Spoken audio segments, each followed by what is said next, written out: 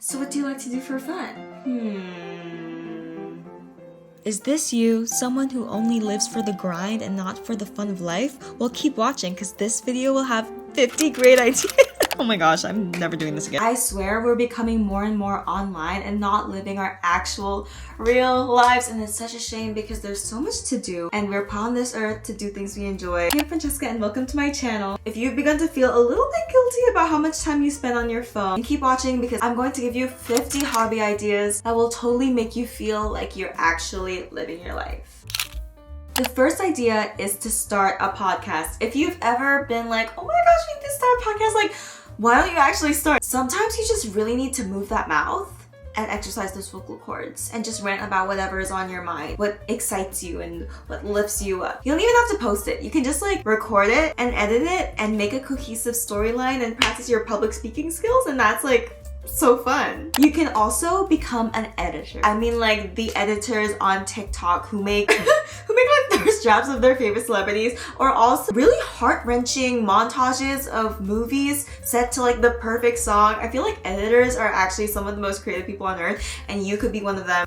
I just realized that was kind of distracting. Okay, now to like get a little bit more serious. The next idea is to make a curriculum. I've seen a rising trend of people being like, this is how to get smart again. Making a personal curriculum. Basically finding movies, articles, books that you want to read to really broaden your learning. Instead of just going to the next popcorn novel or the chick flick, which they have their time and place, like I love those. Setting aside time to consume stuff that is going to challenge your brain and help you learn a little bit more. This is especially great if you're done school and you're missing that structure of having assigned readings. I don't know who would miss that, but I think some people do. Speaking of making a curriculum of stuff to consume, the next hobby idea is more specifically reading in general. Like, I know what you're gonna say, reading is boring. Well, you're not reading the right books. And this is not my time to start preaching these high-brow literary fiction books. Like, I love those, but I also love a good romance. Whatever helps, helps. I think reading is one of the best hobbies you can get into. It really makes you empathize a bit more with the characters, and it can introduce you to so many backgrounds and perspectives, and the emotional outpouring that goes into books is just so good. I think that's why I'm such an emotionally intelligent person, not to flex. It's because I read. So I really hope no one is about to contradict me in that. Like, I think I'm emotionally intelligent. Not just books, essays too. One of my favorite social media platforms recently has been Substack. It's kind of a mixture of Twitter that's less hateful and also like the New York Times, but less professional. People on there are a bit more intentional, which I really appreciate. Also reading articles and maybe even reading the news. My news is delivered to me on my feed, and I think we have to stop that. So along this vein, watching a movie or watching TV, I know, okay, in the past, this would not be considered a hobby. Like, this was the equivalent of today's doom scrolling. I feel like with everyone's attention spans being low-key fried, being able to sit through a movie is kind of a flex nowadays. Just consuming long form and more intentional pieces of entertainment is kind of the goal here. But also watching movies is so great. Like, it's literal artistry and you're getting to enjoy that. Same with watching a show. Like, getting invested into a storyline just spices up your day a little bit more. But obviously you can't spend all your time in front of a screen. That's kind of the point of this video, so let's keep going. Listen to albums in full. Albums were meant to be a storyline, not just the next radio hit and 11 other songs that you don't pay attention to. Like, let's bring back the vinyl, okay? Just go to Spotify, turn off shuffle, and play an album. Just sit there with your headphones and don't do anything else. I feel like a lot of people consume music very passively now while cooking or whatever, and I love that, but I think we also need to make space for listening to music and appreciating it as its own activity. Delve into different genres. Listen to old music. I am a pop girly through and through, but I do want to diversify. Writing. Everyone is a writer. We write texts, okay? We write emails. And I know that a lot of people view writing as a very boring task that you have to do for school, but it can be joyful. It can be so fulfilling, and maybe I'm biased because it's been my #1 hobby since I was a kid, but the puzzle of putting words together to form an idea, to express your opinion, is just so beautiful to me. Fiction, a little personal essay, try doing some research on something that you actually are interested in, and write poems. There's so many things you can write, and it's actually very fun.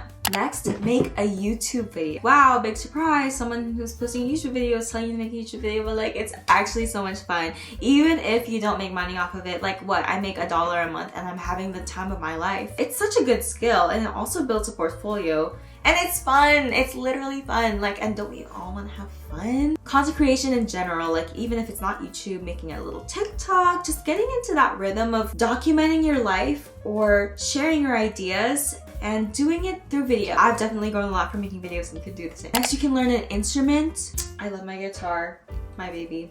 I also learned piano, but I think I lost all that skill.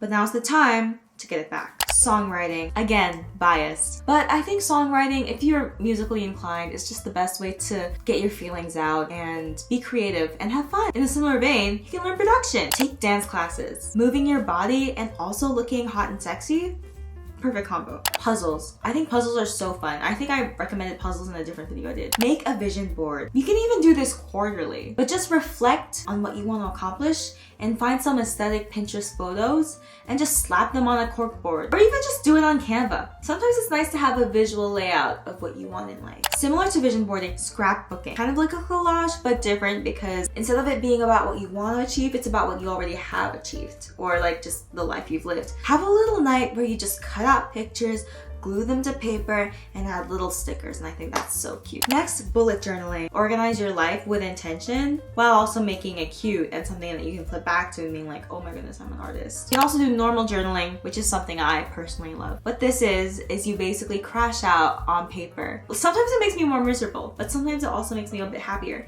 And I made a whole video about journaling, which I'm gonna put up. Coloring. I tried to do this before and I gave up because I had school. But if you have nothing else going on in your life, do a cute coloring book. Hello, like it's trending everywhere. Okay, now we're transitioning into like this little active section, like right in the middle. Meditation and yoga have that centered moment. Meditation actually has a million gazillion benefits and I should probably read those, but hate yoga. But some people, it's their bread and butter, okay? They just love stretching and downward dogging, and that sounded kind of dirty. Something I prefer is workout classes or the gym. Something a little bit more like, let's suffer, you know? Next, you can just play sports in general.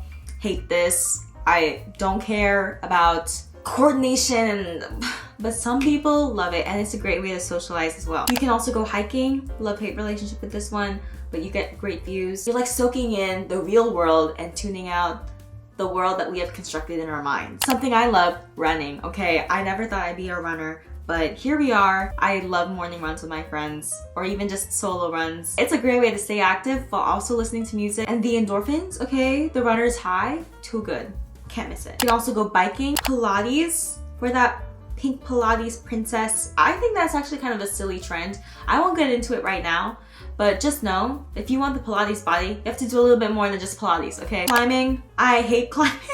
I'm just recommending a bunch of things I hate doing, but we're different people, so maybe you will be the next climber. Also, why is everyone in tech a climber? I swear, like 90% of the climbing gym is just like software engineers. And I think we need to do a study on this. Tennis, bring back challengers. Next, I just wrote touch grass, okay? This is not really a hobby, but it's just something you should do. Going outside of your room and seeing a tree and being happy. Maybe even put on your music while touching grass. Read a book while touching. You can do so many things while touching grass, and I love that. Walking. Hot girl walks. Please, like you cannot overlook this wonderful feature of existence. Bring a digicam with you everywhere and take pictures. Romanticize your life through having a little point and shoot moment, like shh, shh. Like it's so cute to just remember the days through pictures. It just hits different than like a phone camera.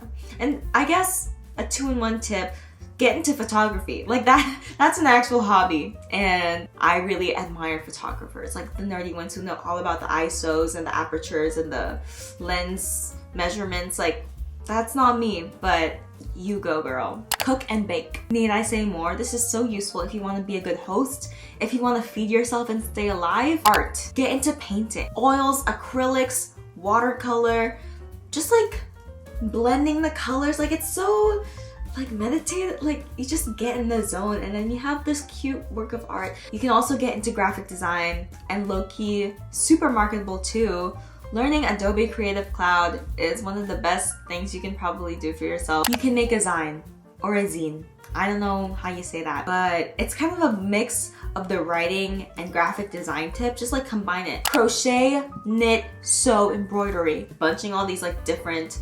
But I'm just like, okay, you use your hands and you use fabric, like it's the same thing, but it's actually not. But this is like the all-in-one fabric hands tip. Girls who crochet are like the coolest people ever. Like, what do you mean you made this? Like, one of my best friends crocheted this little Pascal for me, and it's my favorite thing ever. Hello? Like, this is so impressive. Also, people who can sew and make clothes, biggest flex ever. Like, what do you mean? Where'd you get that top? Oh, I made it.